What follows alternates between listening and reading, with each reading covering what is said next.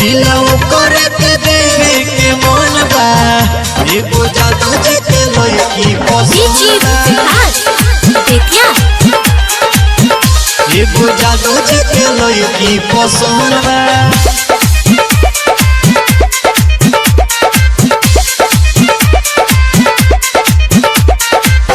आइल बंगाल से बमाल रे गजब के बाए कर चाल रे गजब के बाए कर चाल रे। आइल बंगाल से बमाल रे गजब के बाए कर चाल रे। जौवन कहतानी बतिया कौन बा दिलवा करे के देवे के मन बा होए जादू जी के लड़की पसंद बा। दिलवा करे के देवे के मन बा एगो जादू जी के लड़की पसंद बा।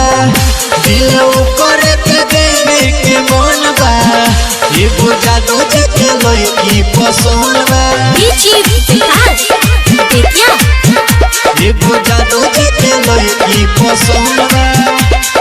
नाचतिया ऐसन की दिल में हलता एकरा सिवा नहीं कोनो खलता एकरा सिवा नहीं कोनो खलता। नाचतिया ऐसन की दिल में हलता एकरा सिवा नहीं कोनो खलता।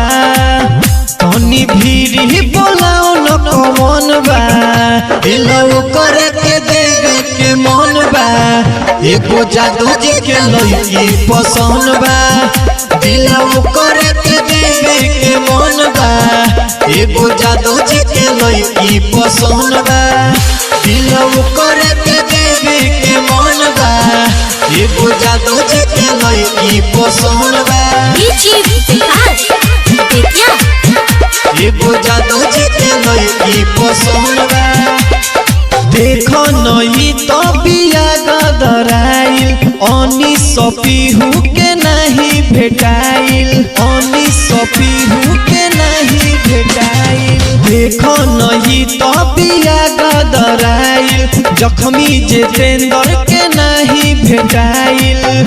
जौवन सुनतानी पतिया तवन बा दिलवा करे के देवे के मन बा एगो जादू जी के लड़की पसंद बा। दिलवा करे के देवे के मन बा होए जादू जी के लड़की पसंद बा।